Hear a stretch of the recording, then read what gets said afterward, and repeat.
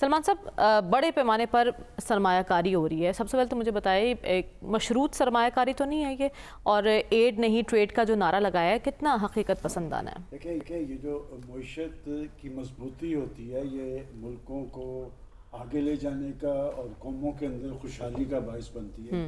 کیا وجہ ہے کہ ہم ایک معاشی حوالے سے بڑے کرائسس سے دو چار ہیں، اور یہ کرائسس آپ کا نہیں ہے، یہ پچھلے 10-12 سال سے شروع ہے، اور جس کرائسس کے خاتمے میں حکومتوں نے کردار ادا کرنا ہوتا ہے، اور جو کرائسس ہی حکومتوں کی وجہ سے پیدا ہوئے ہوں گے تو اس کا حل کیا ہوگا.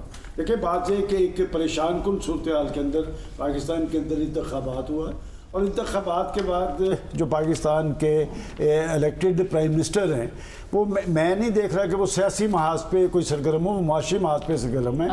اور ایسے لگتا ہے کہ وہ اسے ہی اپنا مقصد اور مشن بناتے ہوئے، اس سے پہلے انہوں نے سعودی عرب کا وزٹ کیا، سعودی عرب کا وفد پاکستان کے دورے پہ آیا، اب وہ UAE میں گئے ہیں، $10 ارب کی سرمایہ کاری کا اعلان ہوا ہے. آپ نے کہا کہ مشروط، کس سے مشروط؟ تھوڑا سا اگر کلیئر کر دے تو مطلب کس چیز سے آپ سمجھتی ہے کہ مشروط نہیں؟ کوئی سفارتی محاذ پر کوئی اس قسم کی دیکھیں بات یہ کہ یہ وہ ملک ہے جو پاکستان کے دوست ہیں. اگر آپ امریکہ کے حوالے سے کہتی کہ مشروط تو پھر میں شاید اس پہ کچھ کلیئر کر سکتا. سعودی عرب ہمیشہ پاکستان کے ساتھ کھڑا رہا ہے، اور UAE کی بھی ایک تاریخ ہے.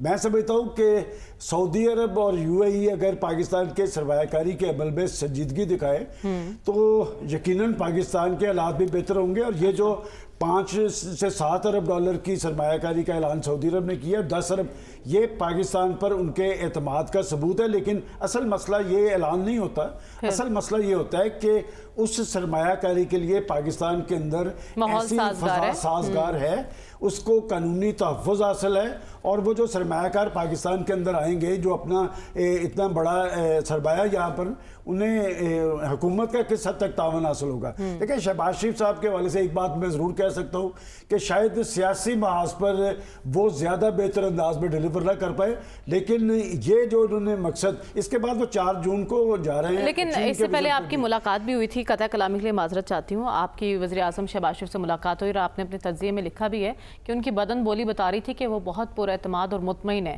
لیکن آپ ہی کہتے ہیں کہ جب تک سیاسی استحکام نہیں آئے گا تو معاشی استحکام بھی ممکن نہیں بن سکے گا.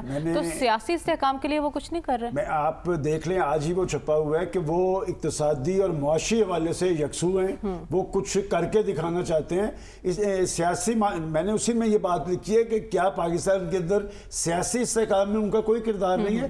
دیکھیں بات یہ کہ دنیا کے جن ملکوں نے ترقی کی ہے، ایک تو وہاں پر معیشت پر سیاست نہیں ہوتی، وہاں پر سیاسی جماعتیں یہ نہیں ہوتی کہ اگر پاکستان کے اندر کوئی ملک سرمایہ کاری یا انویسٹمنٹ کر رہا ہے تو اس کو ٹارگٹ کرنا شروع کر دے، عالمی مالیاتی اداروں کو پاکستان میں انوالو کر دے.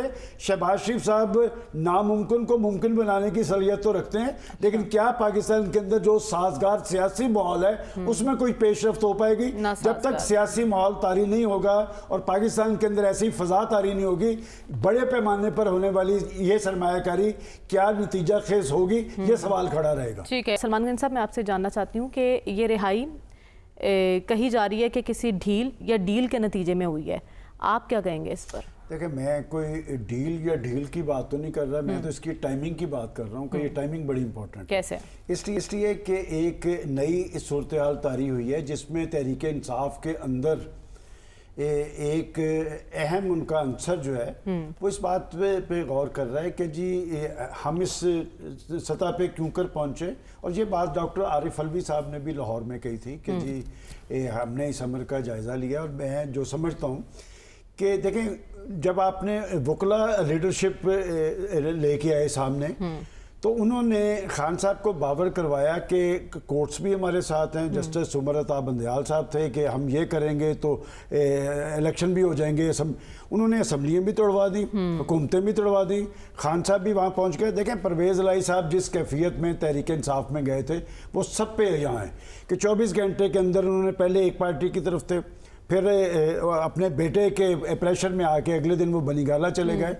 اور چودھری خاندان کی اگر سیاسی تاریخ اٹھا کے دیکھیں، ان کی اصل طاقت سیاست نہیں تھی، ان کا خاندانی اطاعت تھا. وہاں سے خاندان میں ڈویژن ہوئی ہے.